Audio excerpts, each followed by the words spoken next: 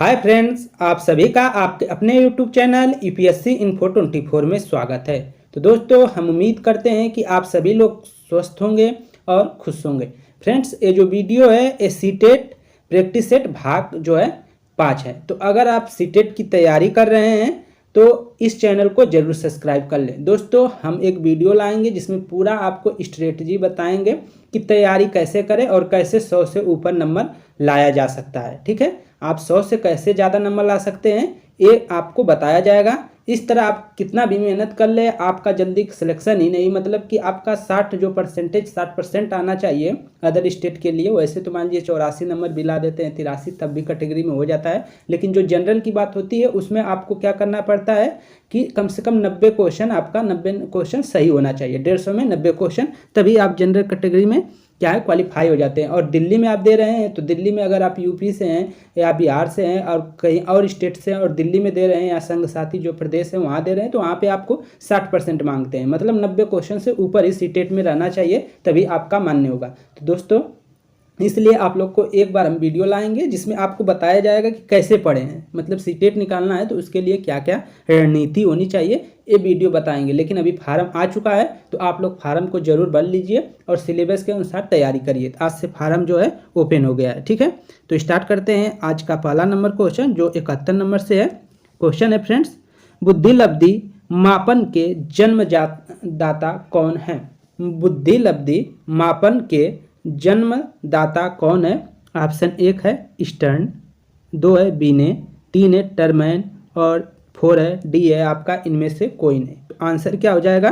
टर्मैन हो जाएगा। तो इसको आप नोट कर लीजिएगा कि बुद्धि लब्धि मापन के जन्मदाता कौन है, तो वो हो जाएंगे टर्मैन। ठीक है, और बुद्धि परीक्षण जो दिए थे वो अब बीने का आ जाएगा, तो वहाँ पे आप ध्यान रखेंगे। अगला क्वेश्चन है एलेक्सिया। एलेक्सिया क्या है? एलेक्सिया जो निकल कर आया वो कहीं ना कहीं डिसलेक्सिया से निकल कर आया है दोस्तों। तो जो डिसलेक्सिया होता है उसको आप जानते हैं, वही एलेक्सिया है। ठीक है, तो इसमें क्या दिया है? ऑप्शन ए है पढ़ने की अक्षमता, लिखने की अक्षमता, सीखने की अक्षमता, सुनने की अक्षमता। तो आंसर क्या हो जाएगा? एक हो जाएगा पढ़ने की अक्षमता। डिसलेक्सिया या एलेक्सिया एक ही है, तो इसमें क्या होता है? पढ़ने की अक्षमता आपका हो जाएगा। पठन संबंधी अगर विकार पूछे तो आपका एलेक्सिया या डिसलेक्सिया दिया रहेगा, तो उसी को करेंगे आंसर।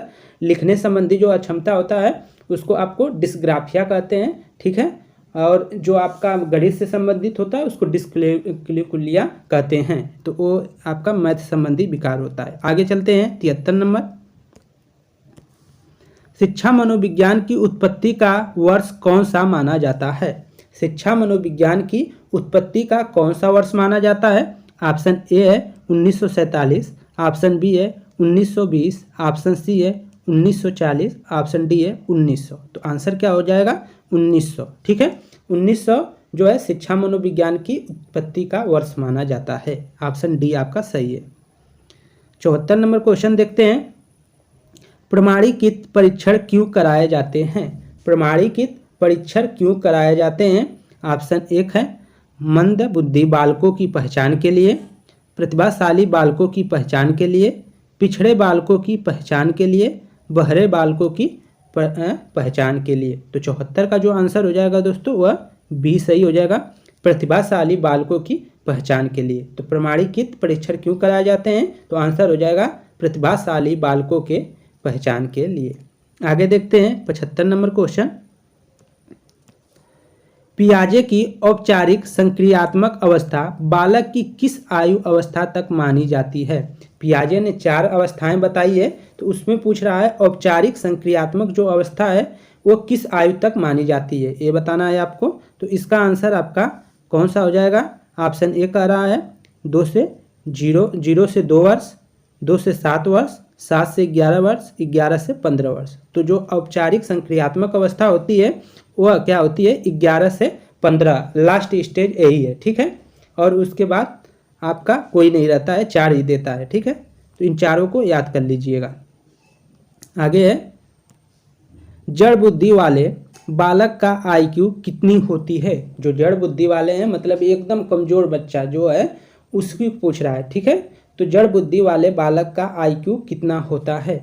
तो ऑप्शन 1 है 1 से 110 से 120 तक, 80 से 100 मतलब 81 से 110 तक, 71 से 80 तक, या 71 से कम। तो आंसर जो हो जाएगा दोस्तों 71 से कम जो हो जाएगा वो हो जाएगा जड़ बुद्धि वाले बालक का IQ। अगर 71 से कम है तो वो जड़ बुद्धि वाले बालक आ जाएंगे।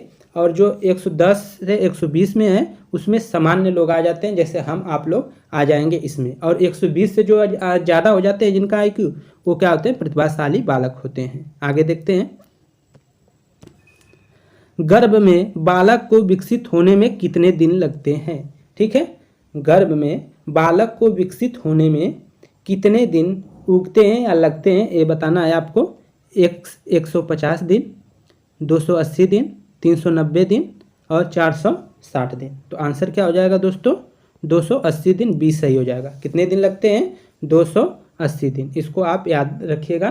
तो 9 है, 9 माह लगते हैं, तो 9 माह 9 3 27, 280 दिन आपका आंसर होगा। ठीक है, किसी किसी महीने में 31 दिन का होता है, तो ये भी ध्यान रखिएगा। आगे चलते हैं, नवजात शिशु का भार होता है, अगर कोई शिशु जन्म लेता है तो उसका भार कितना होता है, 6 पाउंड, 7 पाउंड, 8 पाउंड, 9 पाउंड। तो आंसर क्या हो जाएगा, 7 पाउंड। ठीक है, नवजात शिशु का भार जो होता है वह 7 पाउंड के लगभग होता है। अगला है,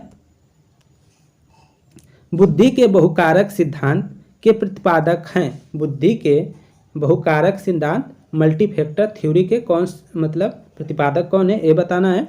मैकडूगल, टरमैन, थॉर्नडाइक, बर्ट। तो आंसर क्या हो जाएगा दोस्तों, थॉर्नडाइक। थॉर्नडाइक ऐसे विचारक है, आप थॉर्नडाइक को, पियाजे को, कोहलरबर्ग को, स्किनर को, इन सबको 4-5 जो विचारक हैं इनको आप अच्छे से पढ़ लें तो आपका साइकोलॉजी लगभग में क्लियर हो जाएगा।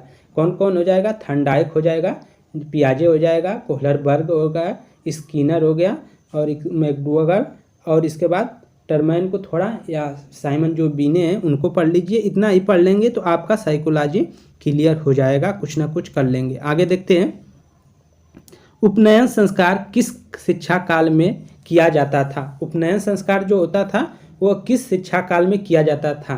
तो ऑप्शन ए है वैदिक काल में, ऑप्शन बी है बौद्ध काल में, ऑप्शन सी है मुगल काल में और ऑप्शन डी है इनमें से कोई नहीं। तो आंसर क्या हो जाएगा दोस्तों, ए सही हो जाएगा, बौद्धिक काल में उपनयन होता था। उपनयन के बाद ही आपको क्या किया जाता था, एजुकेशन के लिए, पढ़ाई के लिए आपको जाना है तो आपका उपनयन किया जाता था। उसी को वो किस काल में किया जाता था, तो वैदिक काल में किया जाता था। अगली है 81 नंबर क्वेश्चन, निचली कक्षाओं में शिक्षण की खेल पद्धति मूल रूप से आधारित है।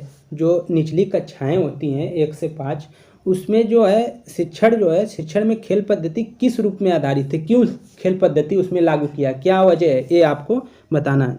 शारीरिक शिक्षा कार्यक्रम के सिद्धांत पर, शिक्षण पद्धतियों के सिद्धांत पर, विकास एवं वृद्धि के मनोवैज्ञानिक सिद्धांत पर, शिक्षण के समाजशास्त्री सिद्धांत पे। तो आंसर क्या हो जाएगा, सी सही हो जाएगा, विकास एवं वृद्धि के मनोवैज्ञानिक सिद्धांत पर आधारित है। ठीक है, निचली कक्षाओं में जो शिक्षण की खेल पद्धति मूल रूप से आधारित है तो किस पे आधारित है, विकास एवं वृद्धि के मनोवैज्ञानिक सिद्धांत पे। सी ऑप्शन सही हो जाएगा। अगला क्वेश्चन 82 नंबर देखते हैं, सामान्य परिपक्वन से पहले प्रशिक्षित करना प्रायः होता है। सामान्य जो परिपक्वन होता है, किसी में आता है, मैच्योरिटी आती है, तो उसमें सबसे पहले उनको प्रशिक्षित करना क्या आवश्यक होता है, ये पूछ रहा है क्वेश्चन। ऑप्शन 1 है सामान्य कौशलों के निष्पादन के संदर्भ में बहुत लाभकारी होता है, कुल मिलाकर हानिकारक होता है, दीर्घकालीन दृष्टि से लाभकारी होता है। लाभकारी हो या हानिकारक, यह इस बात पर निर्भर करता है कि प्रशिक्षण में किस प्रकार की विधि का प्रयोग किया गया है। तो दोस्तों 82 का जो आंसर हो जाएगा डी सही हो जाएगा। 82 का आंसर क्या हो जाएगा, डी। आगे देखते हैं 83 नंबर क्वेश्चन। ये क्वेश्चन सीटेट, दोस्तों जितने क्वेश्चन कराए जा रहे हैं वो किसी ना किसी एग्जाम में पूछे गए हैं। कोई हरियाणा में पूछा गया, हरियाणा टेट में, बिहार टेट में, पंजाब टेट में या सी टेट में। ठीक है, तो अधिकांश जो सी टेट में रहेंगे उनको हम जरूर बता देंगे कि ये क्वेश्चन सी टेट में आया है। और सी टेट ही मतलब सी टेट को आप एक ऐसा चीज़ है कि जहाँ पे आपको रटन नहीं पूछेगा, आपको सी टेट में ऐसा पूछेगा कि जो आपको पढ़े रहेंगे तभी। तो किताब आपको बता देते हैं कि किताब आप अरुण सिंह की ले लीजिए, जो शिक्षा मनोविज्ञान है वो वाली आप पढ़िए। ठीक है, और इसके बाद आप जो एनसीईआरटी की बुक है उसको भी प्रीफर कर सकते हैं। तो इन सबको आप पढ़िए तो आपका पेपर अच्छा जाएगा। ठीक। बच्चों की सीखने की प्रक्रिया में माता पिता को डैट डैट भूमिका निभानी चाहिए। अगर माता पिता हैं तो उनको, अगर बच्चा सीख रहा है तो उनको किस प्रकार की भूमिका निभानी चाहिए, ये पूछ रहा है क्वेश्चन। नकारात्मक, क्या उन्हें मना करना चाहिए, बच्चों को रोकना चाहिए, ऐसा भूमिका नहीं, नहीं भाई, ऐसा तो होना नहीं चाहिए। अग्रोमुखी, सहानुभूति, तटस्थ, मतलब सहानुभूति के साथ बहुत लाड प्यार से क्या बच्चों को सीखने के बारे में उनको लाड प्यार दें, नो, ये भी गलत है। और तटस्थ एकदम मतलब कटे रहें बच्चों से, ये भी गलत है। तो आंसर जो जाएगा आपको क्या हो जाएगा, प्रोग्रेसिव जो होंगे, मतलब उनको थोड़ा हम मोटिवेट करेंगे, बच्चों को क्या करेंगे, मोटिवेट करेंगे, अग्रोमुखी करेंगे। ठीक है, ये वाला जो आपका बी ऑप्शन है वो सही होगा।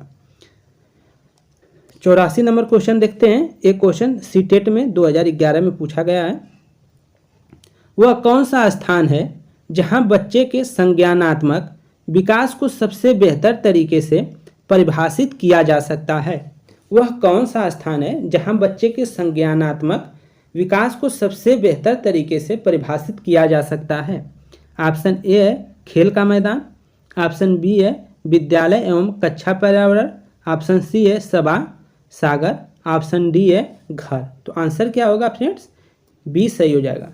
तो दोस्तों, आप अगर सीटेट वास्तव में क्लियर करना चाह रहे हैं तो आप बेसिक जो है पहले साइकोलॉजी के बुक को पढ़िए। ठीक है, आगे देखते हैं 85 नंबर क्वेश्चन। पृथक पृथक समाज समजाति समूहों के व्यक्तियों के प्रति बच्चों की अभिवृत्ति साधारणतः आधारित होती है।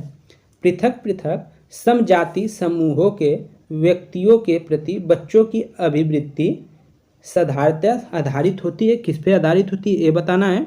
उनके अभिभावक की आवृत्ति पर, उनके समकक्षियों की आवृत्ति पे, दूरदर्शन के प्रभाव पर, और इनके बाद उनके सहोदरों की आवृत्ति पे, जो साथ में खेलते कूदते हैं या जो बहुत करीबी हैं।